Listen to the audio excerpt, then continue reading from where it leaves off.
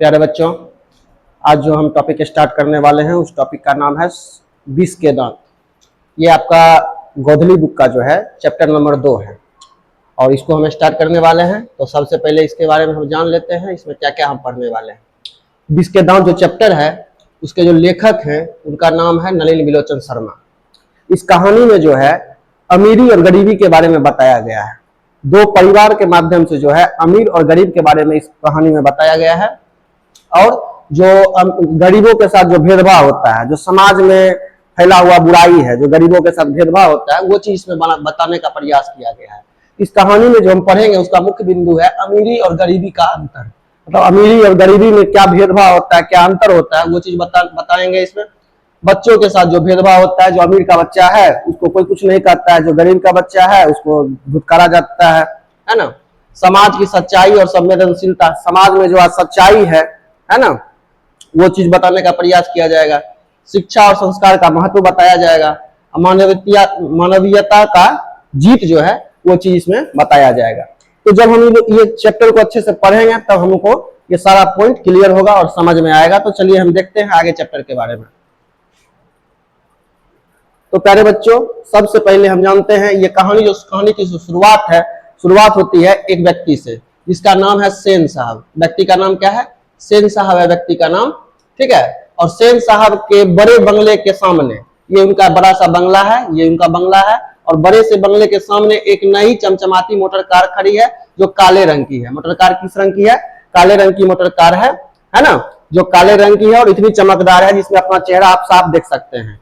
यह कार बिल्कुल नई है और इसकी कीमत जो है 7,500 रुपया है। इस कार की जो कीमत है, याद रखिएगा, ऑब्जेक्टिव में पूछा जाता है, इस कार की जो कीमत है वो 7,500 रुपया है। तो पहले तो मैं आप लोगों को ये बता देता हूं, इसके लेखक के बारे में जानना बहुत ही ज्यादा जरूरी है।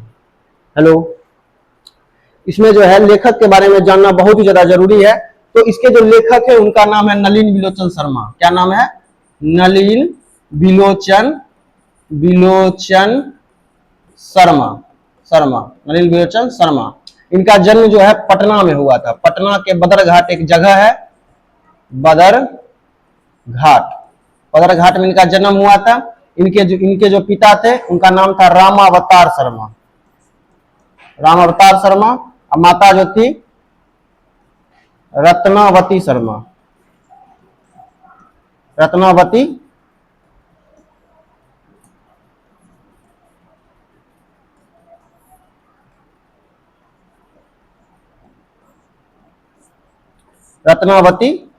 शर्मा। इनके पिता का नाम था रामावतार शर्मा और माता का नाम था रत्नावती शर्मा। ठीक है, ये बात आप लोग याद रखिएगा। लेखक के बारे में कुछ पॉइंट है, इसको याद रखिएगा। तो अब कहानी पे आते हैं। इस कहानी में जो है एक पात्र जो है उनका नाम है सेन साहब। ये बहुत ही अमीर व्यक्ति हैं, है ना, बहुत ही ज्यादा अमीर व्यक्ति हैं। और इनका जो बड़ा सा बंगला है, उस बंगले के सामने में जो है एक काली सी चमचमाती कार है और इतनी मतलब कि इतनी चमकदार कार है, इसमें अपना आप चेहरा भी देख सकते हैं। इस कार की जो कीमत है वो 7,500 रुपया है और ये काले रंग की है। ये बात आप लोग याद रखिएगा। और ये जो व्यक्ति थे इनको इस कार पे बहुत ही ज्यादा गर्व था, है ना। इस कार पे बहुत ज्यादा गर्व करते थे और किसी को भी ये कार को छूने के लिए नहीं देते थे। एक अगर कार पे एक धब्बा भी आ जाए, है ना, एक स्क्रैच भी आ जाए, तो जो ड्राइवर होता था, जो साफ करने वाला क्लीनर होता था, उसका खैर नहीं रहता था। ठीक है, ये सख्त आदेश दिए हुए थे। देखिए यहाँ पे सेन साहब को इस कार पे बहुत ज्यादा गर्व था। सेन साहब जो थे उनको इस कार पे बहुत ज्यादा गर्व था और वो इसे बहुत संभाल कर रखते थे। वो किसी को छूने के लिए नहीं देते थे, वो उस कार को बहुत ज्यादा संभाल करके रखते थे।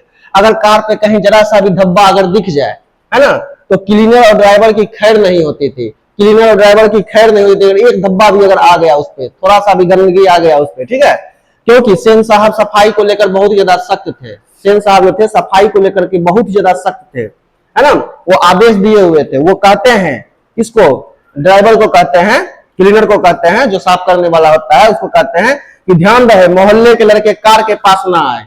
सेन साहब कहते हैं कि ध्यान रहे कि मोहल्ले के लड़के कार के पास ना आए। अगर कोई पास आया और कार को गंदा किया तो तुम्हारी खैर नहीं। ये बात कौन बोलते हैं? सेन साहब बोलते हैं। किसको? ड्राइवर को बोलते हैं। देखिए बोल रहे हैं, ठीक है ना। तब क्लीनर को बोलते हैं। क्लीनर कहता है नहीं साहब, ऐसी गलती कभी नहीं होगी। कोई कार के पास नहीं आएगा, कोई भी कार के पास नहीं आएगा, ये ड्राइवर कहता है। सेन साहब का आदेश नियम है। जैसे बाहुबली फिल्म में आप देखे थे ना, वो कौन थी वो, शिवगामिनी है ना, मेरा वचन है मेरा शासन, तो वही यहाँ पर है, सेन साहब का आदेश नियम है ना। आगे हम लोग देखते हैं। अब देखिए समझते हैं यहाँ पे, सेन साहब जो थे, सेन साहब की 5 बेटियां थी। सेन साहब की जो थी 5 बेटियां थी, है ना, जिसका नाम था सीमा, रजनी, आलो, शेफाली और आरती। सेन साहब की कितनी बेटियां थी? 5 बेटियां थी, जिसमें से आपकी जो है सीमा, रजनी, आलो, शेफाली और आरती। इसका नाम याद रखना बहुत जरूरी है, क्योंकि जो है आपको पूछा जाता है एग्जाम में, है ना। वे बहुत ही शिष्ट और सलीकेदार थी, मतलब बहुत अच्छे व्यवहार के थे, है ना, बहुत ही संस्कारी थे। उनकी परवरिश इतने अच्छे तरीके से हुई कि वह कभी आपस में लड़ाई झगड़े भी नहीं करते थे, हमेशा अच्छे से रहते थे। मतलब कि जो 5 बेटियां थी सेन साहब की, वो सरिया सुशील और सहनशील थी। वो आपस में लड़ती झगड़ती भी नहीं थी। खेलने कूदने के लिए भी उसको शाम का ही समय दिया गया था, क्योंकि खेलना भी स्वास्थ्य के लिए लाभदायक है, इसीलिए जो है उसको शाम का समय दिया गया था। उन्हें खेलने कूदने के लिए केवल शाम का आदेश था, क्योंकि उन्हें सिखाया गया था कि खेलना भी स्वास्थ्य के लिए क्या है, स्वास्थ्य के लिए जरूरी है। उनकी मुस्कान इतनी अच्छी होती थी कि समाज के लोग भी उनसे सीखना चाहते थे, है ना। मतलब कि कहने का मतलब ये है कि बहुत ही संस्कारी थी, बहुत ही अच्छे से रहती थी घर में, आपस में लड़ती झगड़ती भी नहीं थी, किसी चीज को तोड़ती फोड़ती भी नहीं थी सेन साहब की बेटियां, है ना। और लेकिन वह खुलकर हंसने या शरारत करने की आजादी उनको नहीं दी गई थी। मतलब वो खुल करके जो है हंस भी नहीं सकती थी, शरारत भी नहीं कर सकती थी। उसको जो है उसके लिए बहुत ही कड़े नियम बनाए गए थे उनकी बेटियों के लिए, सेन साहब बना करके रखे थे। वो जो थी शिक्षा, संस्कार और अनुशासन हमारे घर की पहचान है। ये बात कौन बोलते हैं? ये बात बोलते हैं सेन साहब। सेन साहब कहते हैं शिक्षा, संस्कार और अनुशासन ही हमारे घर के पहचान है। अपनी बेटियों को जो है बहुत ही नियम में, बहुत ही शासन में रखते थे सेन साहब। उनका दिनचर्या क्या होता था, पूरे दिन क्या क्या करती थी, यहाँ पे लिखा हुआ है। सुबह पढ़ाई और घर का कार्य करती थी, दोपहर में फिर पढ़ाई करती थी और कौशल विकास करती थी। जैसे दर्जी का काम कुछ कर ली, कढ़ाई का काम कर ली, या मेहंदी लगाने का काम कर ली, अपना कौशल विकास करती थी। शाम के समय में खेलना कूदना करती थी, पुनः रात में जो है अध्ययन करती थी या फिर सो जाती थी, विश्राम करती थी। ठीक है। सेन साहब को अपनी बेटियों पे जो है बहुत ज्यादा गर्व था। सेन साहब जो थे वो अपनी बेटियों पर जो है बहुत ज्यादा गर्व करते थे, और हमेशा उन्हें अच्छा संस्कार और अनुशासन का पाठ पढ़ाते रहते थे। कौन? सेन साहब, अपनी बेटियों के लिए, है ना। अब आगे बढ़ते हैं हम लोग। अब यहां से कहानी फिर एक नया मोड़ आता है, यहां से समझते हैं। अब बात आती है खोखा की, जो सेन साहब के परिवार का सबसे छोटा और बहुत लाडला बच्चा था। मतलब कि सेन साहब की जो है 5 बेटियों पर एक बेटा होता है, जो ना उम्मीद, जब उम्मीद नहीं रह गया था सेन साहब को कि अब हमको बेटा होगा, है ना, तब जो है खोखा का जन्म होता है। तो खोखा जो था सेन साहब का नाउम्मीद आंखों का तारा था, ठीक है, बुढ़ापे की आंखों का तारा था खोखा, ठीक है ना। खोखा अपने बूढ़े माता पिता की आखिरी उम्मीद है, इसलिए उसे बहुत ज्यादा प्यार और छूट मिली हुई थी। मतलब कि सेन साहब का जो है आखिरी उम्मीद, आखिरी जो है उम्मीद था खोखा, है ना, इसीलिए जो है, और इकलौता था, इसीलिए उसको बहुत ही ज्यादा छूट मिला हुआ था, बहुत ही ज्यादा प्यार उससे किया जाता था। सेन साहब कहते हैं यह मेरा सबसे प्यारा बेटा है, इसे कोई कुछ नहीं कहेगा।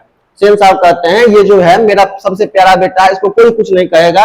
ये बहुत ज्यादा शरारती था, बहुत हरामी किस्म का लड़का था ये, ठीक है, और इसको कोई कुछ नहीं कह सकता था। इतना कम उम्र में ही जो है अपनी बहनों, बड़ी बहनों पर भी हाथ उठा देता था, है ना, अपने ड्राइवर पर भी हाथ उठा देता था, है ना, इसको कोई कुछ नहीं कह सकता था।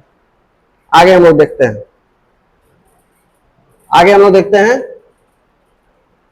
खोखा को किसी भी बात के लिए रोका टोका नहीं जाता था। सेन साहब सख्त एकदम आदेश दिए हुए थे, ये मेरा सबसे प्यारा बेटा है, इसको कोई भी काम के लिए, ये कुछ भी करे, इसको कोई रोक टोक नहीं सकता है, ठीक है। और वह घर के नियम को भी नहीं मानता था। एक तरफ सेन साहब जो है, एक तरफ सेन साहब मतलब कि अपने बेटियों के लिए सख्त नियम और अनुशासन में रखते थे, नियम का पालन करवाते थे, है ना। और लेकिन यहाँ बेटा जो है, बेटा के लिए कोई नियम नहीं था, पूरा उसको छूट मिला हुआ था। यही कारण है कि घर में जहां बाकी बच्चों के लिए सख्त नियम है, वही खोखा के लिए बिल्कुल अलग नियम बनाए गए थे।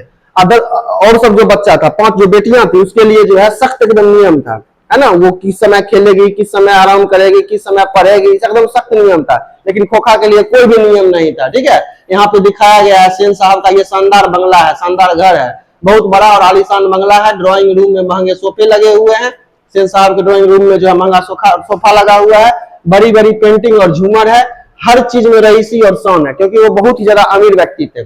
एक दिन क्या होता है, सेन साहब जो है अपने दोस्तों के साथ में ड्राइंग रूम में बैठे हुए थे, सोफे पर बात कर रहे थे बैठ करके, ठीक है। सेन साहब कहते हैं कि मेरा बेटा खोखा बड़ा होकर के इंजीनियर बनेगा। सेन साहब कहते हैं कि मैं अपने बेटे को जो है बड़ा हो, जब वो बड़ा होगा तो उसको इंजीनियर बनाना चाहता हूं। कारखाने के एक मिस्त्री को बुलाया है, वह रोज 1 घंटा खोखा को मशीन और औजार चलाना सिखाएगा। सेन साहब कहते हैं कि अभी से ही जो है कारखाने से एक मजदूर को मैंने बुलाया है, जो खोखा को जो है मशीन और औजार चलाने के लिए सिखाएगा। छोटी उम्र में काम अभी से सीखना जरूरी है, तभी वह आगे चल करके जो है सफल बनेगा। मतलब यहाँ पर जो है सेन साहब, उनके मन में क्या है, वो क्या चाहते हैं खोखा को बनाने के लिए, वो उस पर जबरदस्ती थोपने का काम कर रहे हैं कि तुमको यही करना है। अपने बच्चे को जो है फ्री नहीं छोड़ रहे हैं कि तुम अपने मन से कुछ बनो, है ना। यहाँ पे वो चीज बताने का प्रयास किया गया है। खोखा के लिए अलग नियम थे, कोई रोक टोक नहीं था, घर के नियम से छूट था, मन जैसा करने की आजादी था, सबकी दुलार और लाडला है। खोखा जो है उसको कोई नहीं रोक सकता था, कुछ नहीं, जो मन है वो करेगा, सबका लाडला है और उसको सब ज्यादा प्यार मिलता है। किसको? खोखा को। और सबसे ज्यादा खच्चर भी यही था। आगे हम लोग देखते हैं। अब देखिए, सेन साहब जब अपने दोस्तों के बीच बैठे हुए थे तो सेन साहब कहते हैं कि अपने दोस्तों से कहते हैं कि मेरा बेटा खोखा बड़ा होकर इंजीनियर बनेगा। कारखाने से एक मिस्त्री को बुलाया है, वह रोज 1 घंटा खोखा को मशीन और औजार चलाना सिखाएगा। यहाँ पर जो खोखा है, यहाँ जो खोखा है, खोखा का मतलब होता है बेटा और खोखी का मतलब होता है बेटी, है ना। ये बच्चा जो था, बच्चा का नाम था कासू। क्या नाम था? कासू। खोखा खोखी जो है आपका बंगला शब्द है। कौन सा शब्द है? बंगला शब्द है। खोखा का मतलब बेटा, खोखी का मतलब बेटी, है ना। ये बात याद रखिएगा। लेकिन ये जो बच्चा था, जो जन्म लिया था, है ना, नौवीं बुढ़ापे का तारा था, हुसैन साहब का बेटा, उसका नाम रखा गया था कासू। कासू उसका नाम था। तो वही सेन साहब कहते हैं कि औजार चलाना सिखाएगा, छोटी उम्र में अभी से ही अगर काम सीखेगा तभी जाकर के आगे सफल बनेगा, है ना। फिर सेन साहब वही जब बैठे हुए थे अपने दोस्तों के साथ में, वही दोस्त में से एक पत्रकार मित्र भी था, एक पत्रकार मित्र था। सेन साहब पत्रकार मित्र से कहते हैं, आप अपने बेटे के बारे में क्या सोचते हैं? आप अपने बेटे को क्या बनाना चाहते हैं? पत्रकार मित्र जो है, पत्रकार महोदय जो है, वो सेन साहब के दूर का रिश्तेदार भी था, है ना। वो जो है बोलता है, वो जवाब देता है, मैं चाहता हूं कि मेरा बेटा जो है एक अच्छा इंसान बने, वो अपनी जिंदगी का फैसला खुद ले, है ना। उसको अपनी जिंदगी का फैसला खुद करने की आजादी हो, वो जो चाहे बन सकता है, ठीक है ना। ये बात सुन करके जो है सेन साहब जो है ममस करके रह जाते हैं, है ना। उनको बहुत ज्यादा अंदर अंदर गुस्सा आता है, लेकिन वो कुछ बोलते नहीं है, है ना। यह सुनकर कमरे में अचानक शांति छा जाती है। सेन साहब कुछ देर के लिए चुप हो जाते हैं, गुस्से से एकदम लाल हो जाते हैं, चुप हो जाते हैं, है ना। देखिए, जब सेन साहब जो है ये बात बोल रहे थे, सेन साहब जब ये बात बोल रहे थे कि मेरा बेटा जो है बड़ा होकर इंजीनियर बनेगा, कारखाने से जो है एक मिस्त्री को बुलाया है, वो उसको रोज 1 घंटा औजार चलाना सिखाएगा, वहां पे जो भी उनके मित्र थे वो सोच रहे थे, कुछ को ये बात अच्छी लग रही थी, सही लग रही थी, कुछ कुछ दोस्त को सही लग रही थी, अभी से सीखेगा तो आगे चल करके सफल बनेगा। लेकिन कुछ को ये बात अजीब लग रहा था, क्योंकि ये लोग सोच रहे थे कि अभी उसको हंसने खेलने का उम्र है, बचपन है, बचपना है, अभी से ही उसका जो है बचपन जो है उसको बर्बाद किया जा रहा है। तो कुछ व्यक्ति को जो है, कुछ दोस्त जो था सेन साहब का, उसको जो है ये बात अजीब लग रहा था। पत्रकार महोदय जो थे, पत्रकार मित्र जो थे, वो दूर के रिश्तेदार भी थे और वो चुपचाप जो है देख रहे थे, ये सब बात सुन रहे थे। आगे हम लोग देखते हैं। अचानक क्या होता है, जब सब लोग अंदर बैठे हुए थे, सेन साहब उनके परिवार के लोग संदर बंगले से भागते हुए बाहर आए। क्या हुआ था, हुआ क्या था, क्यों बाहर आए थे, यहाँ पे ये देखिए। बाहर से जो है जब बैठे हुए थे रूम में, चारों सब अपने दोस्त के साथ बैठे हुए थे सेन साहब, बाहर से तेज आवाज आती है, सब लोग उठ करके बाहर जाते हैं। क्यों बाहर जाते हैं? बाहर एक गरीब औरत अपने छोटे बच्चे मदन को पकड़ने की कोशिश कर रही है। बाहर में एक गरीब औरत थी जो अपने बेटे मदन को जो है पकड़ने की कोशिश कर रही है। मदन जो है लगभग 5-6 साल का है। वह बार बार उस चमचमाती हुई जो सेन साहब की जो गाड़ी है, उस चमचमाती हुई कार की तरफ जा रहा है। उसे कार बहुत सुंदर लग रहा है ना, इसलिए वह उसे छूना चाहता है। मदन जो है, एक मदन नाम का लड़का है, उसकी माँ जो है उसको जो है बार बार पकड़ रही है, क्योंकि वो मदन जो है उस कार को छूना चाह रहा है, बार बार उस कार को छूना चाह रहा है, क्योंकि वो कार जो है उसको बहुत ज्यादा सुंदर लग रहा है। इसमें क्या क्या घटना हुआ था वो हम लोग आगे देखते हैं। अब हुआ क्या था यहाँ पे देखिए।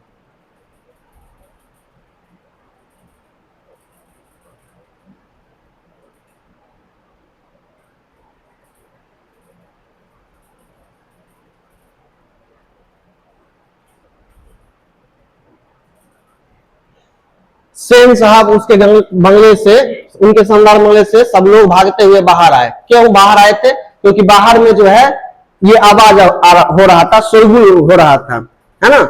मदन जो है वो कार को छूने का प्रयास कर रहा था, लेकिन उसकी माँ जो है वो उसको पकड़ रही थी बार बार, लेकिन पकड़ने के बावजूद भी जो है मदन उसको बार बार छूने का प्रयास कर रहा था, क्योंकि उसको कार बहुत ज्यादा सुंदर लग रहा था। यहाँ पे वही लिखा हुआ है, बाहर जब सेन साहब बाहर जाकर के देखते हैं, वो क्या देखते हैं कि बाहर में तेज आवाज आती है। सब लोग उठकर बाहर जाते हैं। बाहर एक गरीब औरत अपने छोटे बच्चे मदन को पकड़ने की कोशिश कर रही है।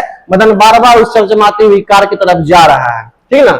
ड्राइवर कहता है अरे हटाओ इस बच्चे को, गाड़ी गंदा कर देगा। मदन की माँ कहती है साहब कृपया माफ कर दीजिए, बच्चा है ना। मदन फिर भी नहीं रुकता। वह फिर से कार के पास जाता है और उसे छूने का प्रयास करता है। ड्राइवर को बहुत गुस्सा आ जाता है और ड्राइवर उसे पकड़कर दूर कर देता है। मदन जो है जिद्दी था, वो जो है मतलब फिर भी नहीं सुनता है। ड्राइवर के बोलने के बाद भी जो है मदन सुनता नहीं है।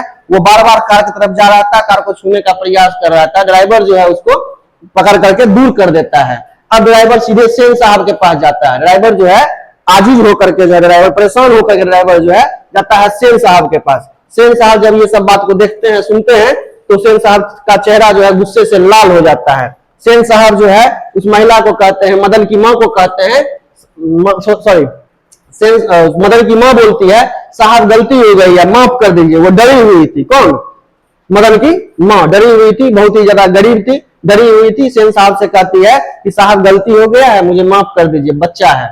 सेन साहब, मदन की माँ तुम इसे तुरंत यहाँ से ले जाओ और ध्यान रखना यह दोबारा जो है मेरी गाड़ी के पास ना भटके, ना आए, है ना। माँ जो है, मदन की माँ जो है कुछ बोलना चाहती थी, लेकिन डर के कारण वो चुप हो जाती है, क्योंकि सेन साहब बहुत ही ज्यादा अमीर आदमी थे।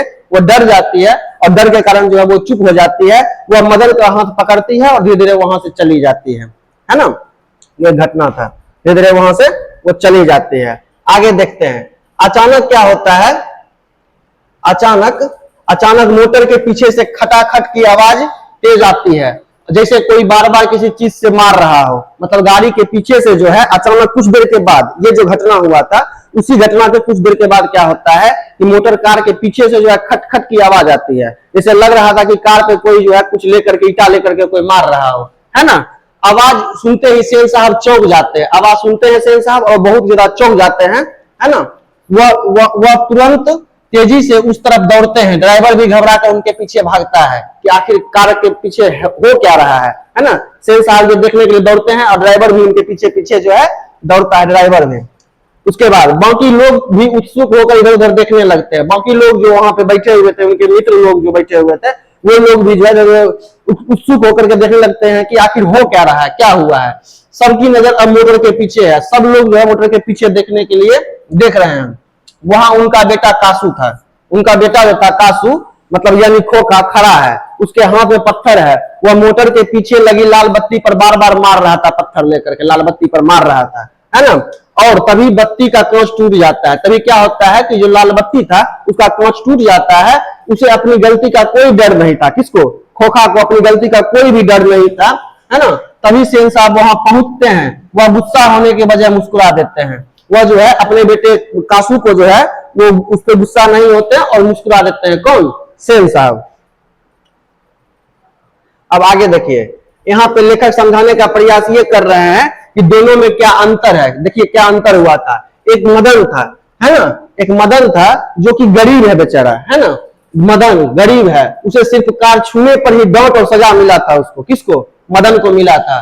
ड्राइवर कहा था अरे इस बच्चे को हटाओ, गाड़ी गंदी हो जाएगी। वही खोखा जो है, कासू जो है, वह अमीर है। वो कार की बत्ती का शीशा जो है तोड़ देता है, फिर भी उसे प्यार और तारीफ मिलता है ना। सेन साहब जो है चौंक जाते हैं और तेजी से उसकी तरफ दौड़ते हैं। ड्राइवर भी घबरा कर पीछे भागता है। वह बार बार पत्थर से मारता है और बत्ती का कांच टूट जाता है। मतलब वो कांच को तोड़ भी देता है, उसको कोई कुछ डांटता नहीं है, कोई कुछ बोलता नहीं है, उसको प्यार मिलता है, बहुत ज्यादा इज्जत मिलता है ना। अब देखिए सेन साहब क्या करते हैं। सेन साहब जो है अपने बेटे कासू को जो है जब बत्ती का शीशा तोड़ देता है ना, तो सेन साहब क्या करते हैं, कासू को अपने गोद में उठा लेते हैं। कहते हैं अरे कासू तुम बहुत शरारती हो गए हो। वह उसे प्यार से गोद में उठा लेते हैं। ना कोई डांट ना कोई सजा, बल्कि उनके चेहरे पे गर्व दिखाई देता है ना। सेन साहब के चेहरे पे सेन साहब देखिए, सेन साहब कहते हैं देखिए, अपने दोस्तों से कहते हैं देखिए, यह हम हमेशा मोटर के पास ही खेलते रहता है, इसे मशीन में अभी से ही रुचि है, शायद जानना चाहता था कि बत्ती के अंदर होता क्या है, तोड़ करके जानना चाहता था, है ना। कासू को नीचे उतार देते हैं और आराम से अपने दोस्तों के साथ में जो है फिर ड्राइंग रूम में चले जाते हैं। बाकी लोग सब कुछ देखते हैं लेकिन कोई कुछ नहीं कहता है, क्योंकि मदन जो है ना, मदन गरीब है और कासू जो है वो अमीर है, इसीलिए कोई भी इस पे कुछ कहता नहीं है। मदन के साथ सिर्फ कार को छूने पर ही जो है उसको डांटा गया, उसको धक्का दिया गया, घुटने से, उसके घुटने से खून आ गया था। किसके घुटने से? मदन के घुटने से जो है खून आ गया था, मतलब सिर्फ गाड़ी छुआ था बस, इसी कारण जो है उसको डांटा गया, धक्का दिया गया। वो जब गिर गया तो उसे घुटना फूट गया, उसके घुटने से खून आने लगा, फिर भी उस पर कोई ध्यान नहीं देता है। गरीब होने की वजह से उसकी गलती बड़ी बन जाती है ना। वही जब कासू के साथ में क्या हुआ, कार की बत्ती भी तोड़ देता है, फिर भी उसे प्यार और तारीफ मिलता है, गलत काम को भी अच्छा बना दिया जाता है। अमीर होने की वजह से उसकी गलती शरारत बन जाती है। यही यहाँ पे सबसे बड़ा फर्क है अमीरी और गरीबी में, जो लेखक बताना चाहते हैं, है ना। आगे हम लोग देखते हैं अब क्या होता है। समय के साथ जो है मदन का व्यवहार में बदलाव आने लगता है। अब वह पहले जैसा सीधा साधा बच्चा नहीं रहा, बल्कि वह धीरे धीरे जिद्दी, गुस्सैल और बिगड़ैल होता जा रहा था। कौन? मदन, क्योंकि उसको अपमानित किया गया था, उसको सजा दिया गया था, उसको डांटा गया था, उसको ढकेल दिया गया था, उसका घुटना फूट गया था, है ना। इस वजह से जो है उसके व्यवहार में बदलाव आने लगा था। वह पहले जैसा सीधा साधा बच्चा नहीं रहा, वो बिगड़ैल हो गया था, गुस्सैल हो गया था, है ना, बहुत जिद्दी बच्चा हो गया था। वो चीजों को फेंक देता था, सबसे लड़ता झगड़ता रहता था, किसी की बात नहीं मानता था। कौन? मदन। ये सब बात जो है सेन साहब देख रहे थे, है ना, ये सब बात सेन साहब देख रहे थे, मदन के बारे में सोच रहे थे। उनको ये सब बात बिल्कुल पसंद नहीं आ रहा था, लेकिन अपने बेटे की, कासू की गलती जो है वो उसको नजरअंदाज कर रहे थे। कौन? सेन साहब। अपनी बेटा का जो गलती है वो उनको नहीं दिख रहा था, लेकिन एक गरीब बच्चा जो है उसका गलती जो है उनको दिख रहा है। वही खोखा जो है सुखोखा गलती को जो है वो नजरअंदाज कर रहे थे और कहते थे, कासू बेटा शाबाश, तुम तो बहुत होशियार हो, कुछ नहीं होता, बच्चे हैं, है ना। ये बात कौन बोलते थे? सेन साहब अपने बेटे के बारे में। मदन की छोटी सी हरकत को भी बड़ा अपराध मान रहे थे। सेन साहब जो है मदन अगर छोटा सा भी गलती करता था उसको वो बहुत बड़ा अपराध मानते थे। कौन? सेन साहब। तुम दिन पर दिन बिगड़ते जा रहे हो, सेन साहब बोलते हैं मदन को, तुम दिन पर दिन बिगड़ते जा रहे हो, यह सब बर्दाश्त नहीं किया जाएगा, है ना। अब देखिए, अब गिरधर लाल के बारे में जानते हैं। यहाँ पे एक और कैरेक्टर है, एक पात्र है जिसका नाम है गिरधर लाल। गिरधर लाल सेन साहब के फैक्ट्री में काम करता है और यही गिरधर लाल जो है वो मदन का पिता है। गिरधर लाल किसका पिता है? मदन का पिता है गिरधर लाल, याद रखिएगा नाम, ठीक है ना। और ये सेन साहब के फैक्ट्री में काम करता है, क्लर्क का काम करता है, क्लर्क, किरानी है, ठीक है ना। गिरधर लाल मदन का पिता है और सेन साहब के फैक्ट्री में जो है वो काम करता है। गरीब के बच्चे की हर गलती पर डांट और सजा, और अमीर की बच्चे की हर गलती पर प्यार और माफी मिलती है, ठीक है ना। लेखक बता रहे हैं यहाँ पे।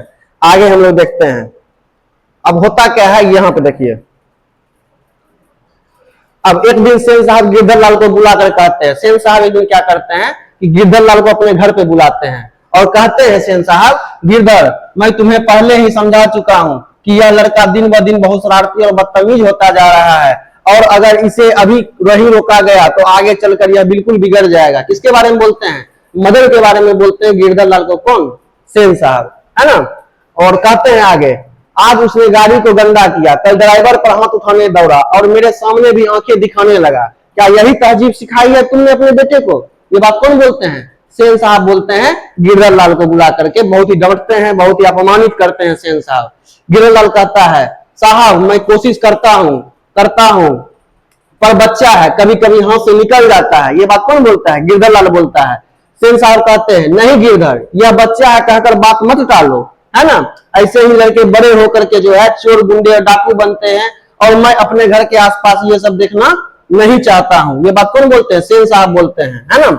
अपना बेटा जो है कुछ भी गलती करे उसको शाबाशी देते हैं, लेकिन गरीब का बच्चा जो है, ये मदन जो है, अगर हंसता खेलता भी है, शरारत भी करता है, उसको चोर, गुंडा और डाकू बना देते हैं। कौन? सेन साहब। यही यहाँ पे फर्क दिखने के लिए मिल रहा है। अब आगे क्या होता है, गिरधर लाल घर जाता है। घर जाने के बाद जो है सेन साहब का जो गुस्सा था, गिरधर लाल वहां पे बोलना चाह रहा था, लेकिन उसको डर था कि कहीं उसको सेन साहब जो है नौकरी से निकाल ना दे, है ना। इसलिए से गिरधरलाल कुछ बोल नहीं पाता है और गुस्सा हो जाता है और वो घर जाता है। घर जाने के बाद जो है सेन साहब का गुस्सा जो अपने बेटे पर जो है सेन साहब का जो गुस्सा है अपने बेटे पर जो है उतार देता है। कौन? गिरधरलाल। सेन साहब उससे मतलब गिरधरलाल जो है अपने बेटे मदन को जो है खूब पीटता है घर जाकर के।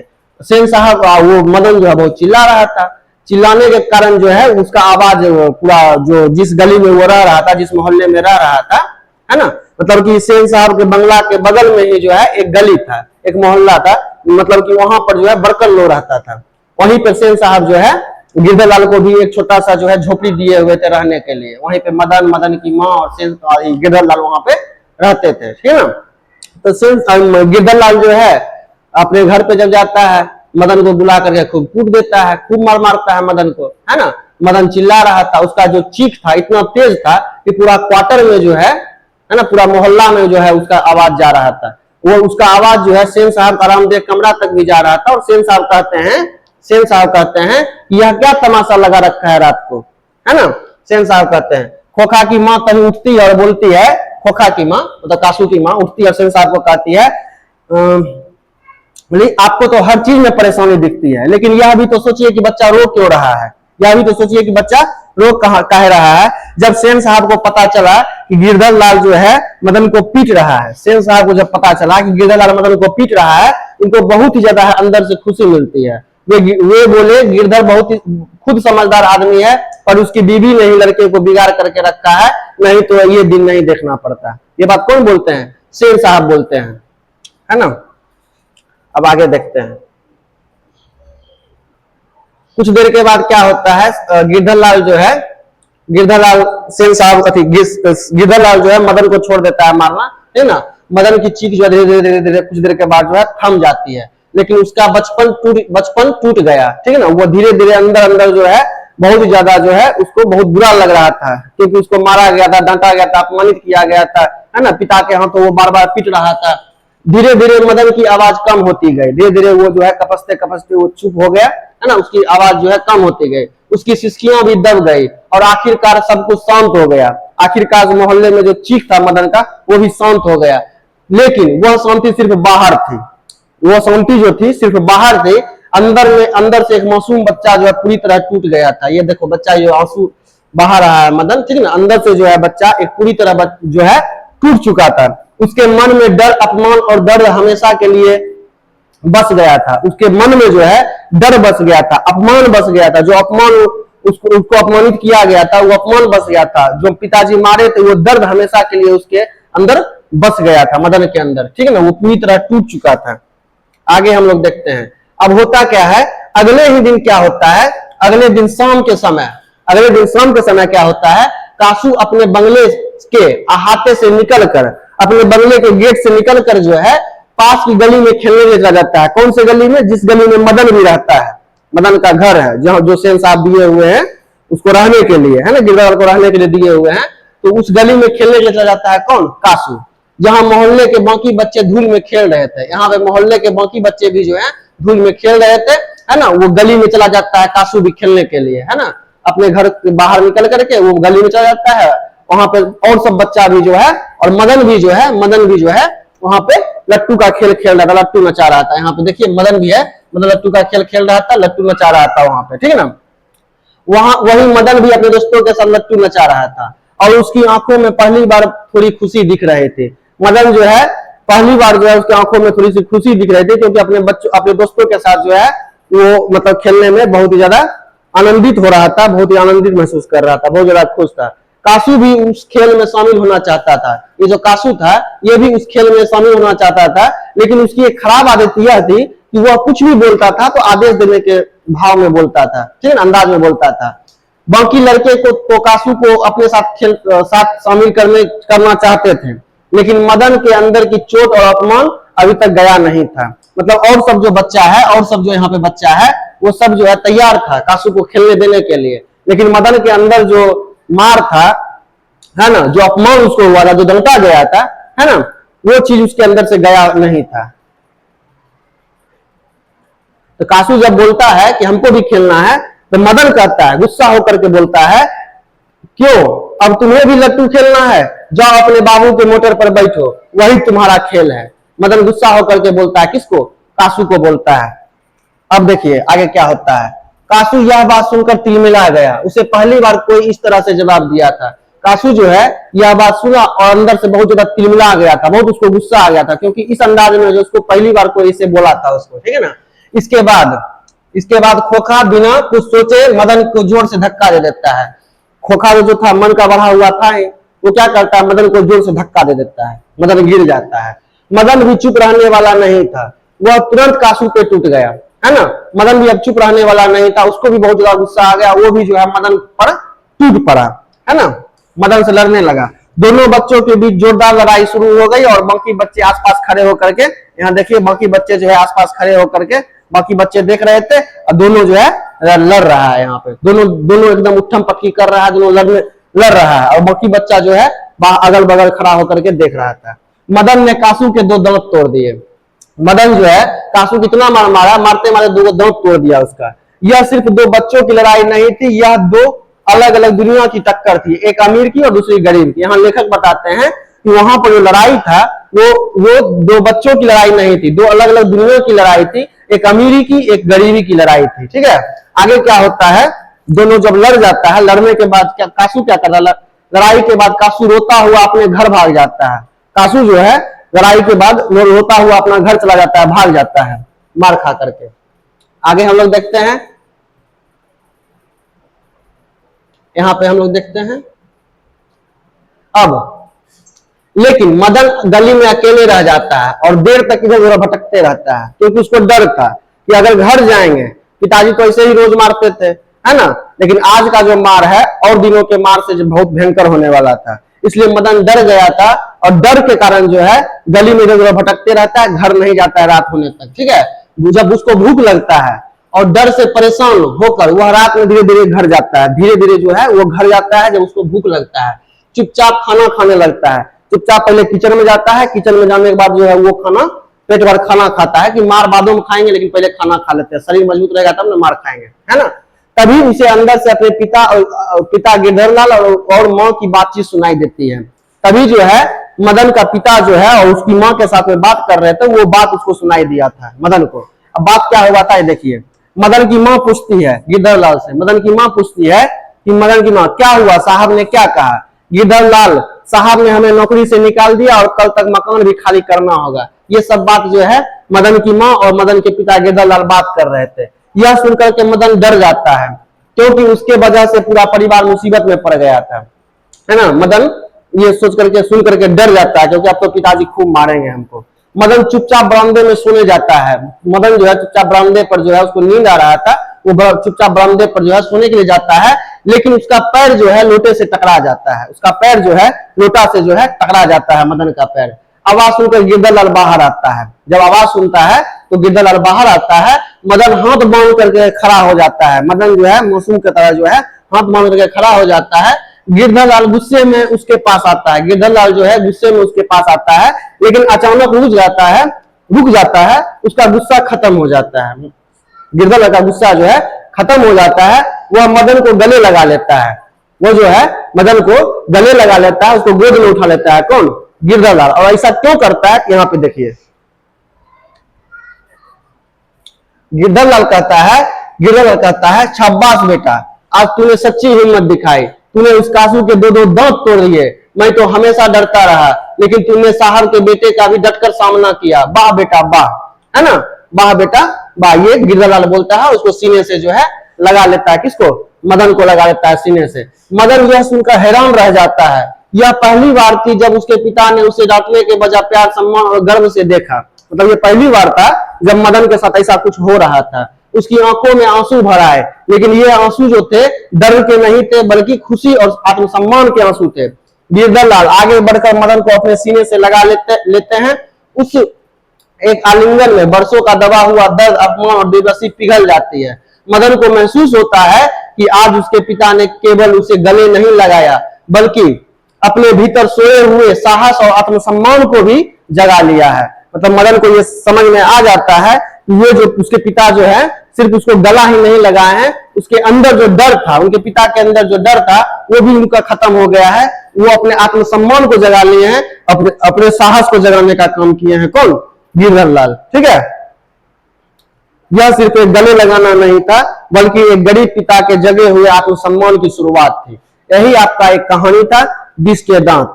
ठीक है ना, जिसमें जो है अमीरी और गरीबी के बारे में बताया गया था। जिस तरह मदन जो है सिर्फ गाड़ी को छूने का प्रयास करता है बेचारा, उसके साथ में उसको डांटा जाता है, उसको मारा जाता है, उसको धक्का दे दिया जाता है, उसको अपमानित किया जाता है। वही खोखा जो है, कासू जो है, वो उस कार को जो है, उस कार की बत्ती को तोड़ देता है, उसको नुकसान पहुंचाता है, फिर भी उसको कोई कुछ नहीं कहता है। यही यहाँ पे बताने का प्रयास किया गया है। लेखक बताने का प्रयास किए हैं कि समाज में किस तरह से भेदभाव होता है।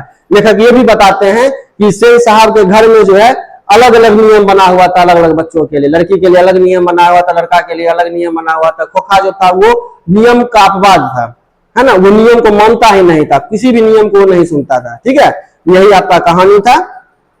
और अगला जो वीडियो आएगा उसमें आपको सब्जेक्टिव और ऑब्जेक्टिव करवाया जाएगा। ठीक है, अगर आप लोगों को वीडियो अच्छा लगता है तो वीडियो को लाइक जरूर करें, ताकि हम लोग मोटिवेट हों और आप लोगों के लिए रोज ऐसे ही वीडियो बना करके लाते रहें। ठीक है ना, अपने दोस्तों के साथ भी शेयर करें और कमेंट जरूर करें कि इसमें क्या सुधार हो, है ना। मैं आप लोगों को बार बार कहता हूं, इसमें क्या सुधार होना चाहिए, उसके लिए आप कमेंट जरूर करें और अपने दोस्तों को बताएं। हाँ, जितना ज्यादा हो सकता है शेयर करें। समझ में आ रहा है? तो चलिए अब मिलते हैं अगले वीडियो में। धन्यवाद।